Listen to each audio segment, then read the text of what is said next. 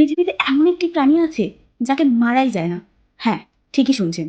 তার নাম হলো টার্ডিগ্রেড, যা ওয়াটার বিয়ার নামেও পরিচিত। এই টার্ডিগ্রেডের সাইজ 1 মিলিমিটারের চেয়েও কম। এই ছোট্ট প্রাণীটা এতটাই শক্তিশালী যে আগুনে রাখলে বা বরফের মধ্যে রাখলে অথবা চাপ দিলেও এটা বেঁচে থাকে।